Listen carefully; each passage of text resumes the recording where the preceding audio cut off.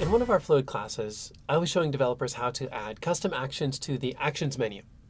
And for fun, we added save functionality. Now, a student asked if we could put a floppy disk icon next to our Save menu item. And the answer is yes, because, well, the answer is always yes. But a related question is, how? In that class, I showed how we could use CSS to define item-specific icons. Now, in this episode, let's apply a standard set of icons to the common actions included with all components. But first, the theory. I mean, why add icons? Software is text heavy, and text interpretation requires thought. Sometimes a lot of thought.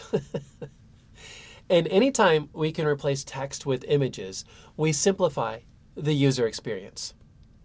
Okay, so let's start with the approvals component. Now, this action menu contains 4 component-specific actions and then 6, down here at the bottom, 6 common but generic actions. So what we're going to do is write a fragment of CSS to give us some space to the left of each menu item, pushing the menu items to the right, and then apply a different icon to each of the 6 common actions. So first, let's inspect the HTML.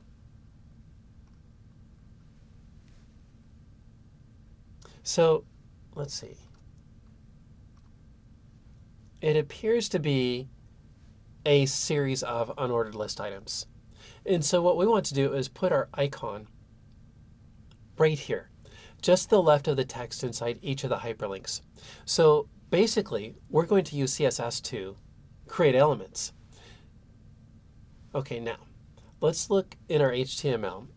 And so what we're looking for is a way to uniquely identify the actions menu. This is what we'll use as our CSS qualifier. So the best and worst qualifier is an ID. Yes, I said best and worst. So working our way up, we see that the menu container is a div, and this div has a nice, unique, but static ID. Now, in this circumstance, static means it isn't system generated, which means it's not going to change. So let's use that. So here's what our CSS will do when we write the CSS. It's going to create an element with fixed dimensions inside each menu item. Then on a per menu item basis, we're going to set the icon. Now, writing CSS like this is often a trial and error process. So to save us some time, I pre-created a template that matches all menu items and opens the space we need to the left of each item. So what I'm going to do is I'm going to copy that template.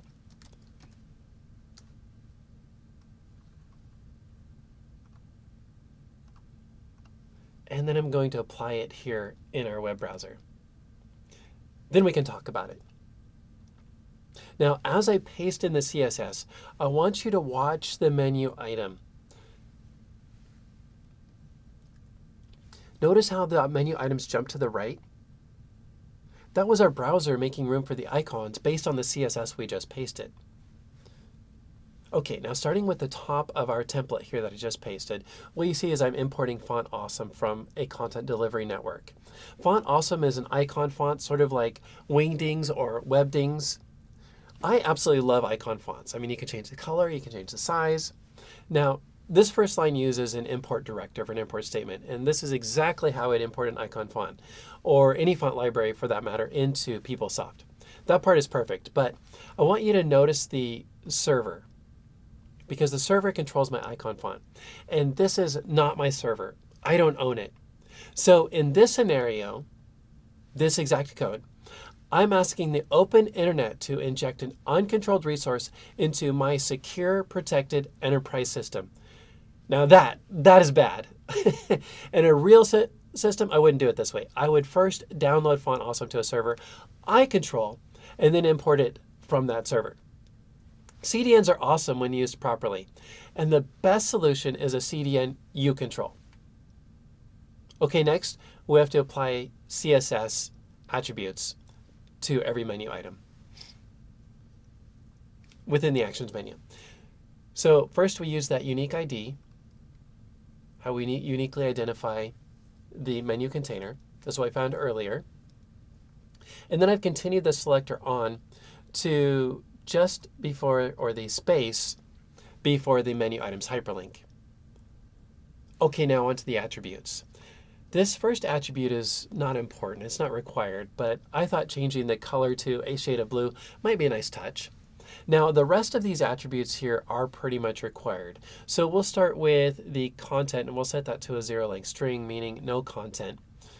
And then we'll set the display to inline block. We're using Font Awesome for the font library, and so we're setting that. Now the height is a little bit interesting. We don't have to set the height to the exact height of the icon. We just have to give it some dimension, and that's what I'm doing here. Working our way down, I'm adding some padding to the right of the icon. So basically that's going to put some space between the icon and the text. And then I'm setting the width. Now the width is important.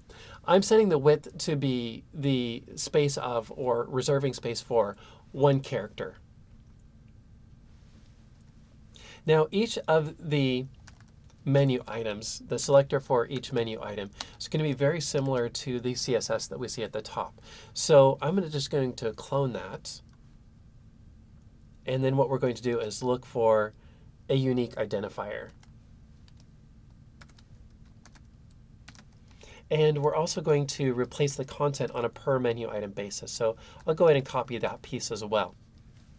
Next, let's look for what makes each menu item unique. So inspecting, I see that each one has an ID. So I'm going to copy that ID and paste it into my source here. And then next step is to find an icon that makes sense. Let's see, looking at this one is add to homepage. So we really talk about that as if a user were to pin an item to a homepage. So I think if we look here at our Font Awesome cheat sheet, I think what I want to look for is the thumbtack. Oh, that's perfect. Thumbtack. And then we'll use that as our icon. Now it's a hexadecimal Unicode character, so I need to apply escape sequence here to tell CSS, hey, this is hexadecimal coming up. And so we see there that we have the push pin or the thumbtack next to the add to homepage. Let's go on. Let's do a couple more of these. Again, following the same pattern, looking for what makes each item unique. Add NB menu, that makes sense. Add navbar NB. So I'll replace the text, and next thing we need to do is find an icon. For the navbar, you know, it's represented in PeopleSoft as a compass. So I think a compass icon would make sense. Oh, that's perfect. It almost looks exactly like the PeopleSoft compass. Great, and on to add to favorites. We can see the unique identifier here for the hyperlink.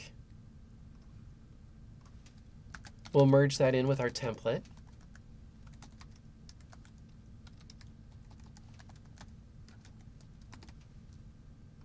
And then search for an icon that would make sense. Favorites, oftentimes we think of star. We star our favorites. So how about, is there a star? Oh, perfect. Let's use a star icon. And in the interest of time, I'm just going to do one more. How about my preferences? Again, let's clone our template and then replace the selector with what makes this link unique from the other links. And then let's look for an icon that matches. Now there is a user icon, so for my preferences, you know, that's me, so a little silhouette of me makes a lot of sense. So how about this one here, FA user?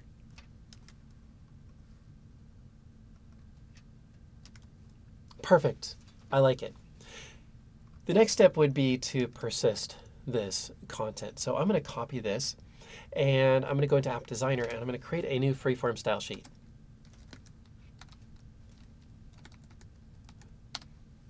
I'll paste in my CSS and save this. How about giving this the name JSM menu icons FL for fluid and FF for freeform. Now, because this is fluid, we're going to apply a little bit of a trick here. We're going to kind of cheat.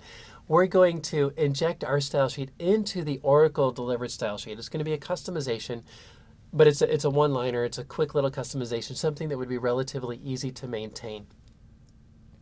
Now, PeopleSoft is already inserting PS-Style-Def-F mode into every single PeopleSoft page. And so what we're going to do is take our freeform style sheet and inject it into PS-Style-Def-F mode so that all future PeopleSoft pages, or all pages for that matter, will inherit our new icons. So I'm going to open style sheet PS-Style-Def-F mode.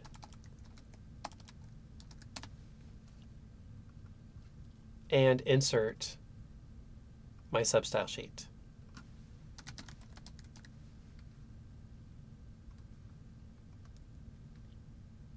So that puts our style sheet at the bottom of the order tab.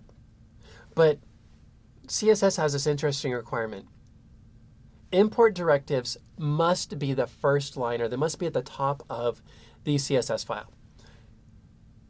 Our substyle sheet uses an import directive.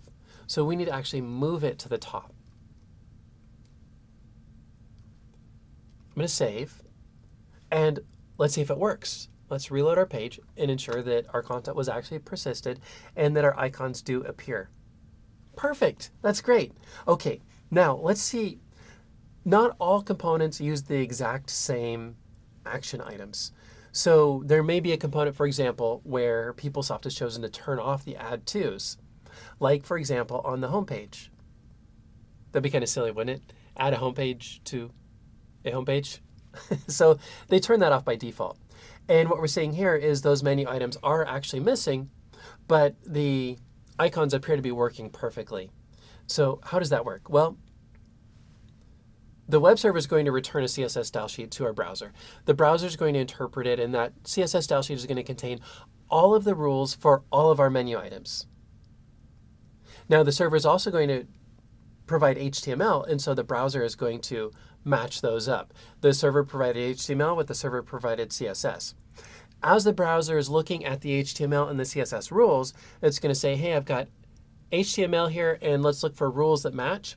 And so there might be some rules in the CSS file that don't match any HTML. That's perfect. The browser will just ignore them. And that's what we see happening here. We have some hidden menu items, but the browser is completely ignoring them, which is exactly what we want to happen. But those that do exist and appear get our icons. That's great. Now, what about Classic and Classic Plus? See, this is fluid. Classic and Classic Plus do not use PS-Style-Def-F mode. They use different style sheets. But Classic and Classic Plus use different HTML anyway, so our style sheet and our selectors would not work with Classic and Classic Plus. But here's the good news. We don't have to modify for Classic or Classic Plus. So we actually have two options with Classic and Classic Plus.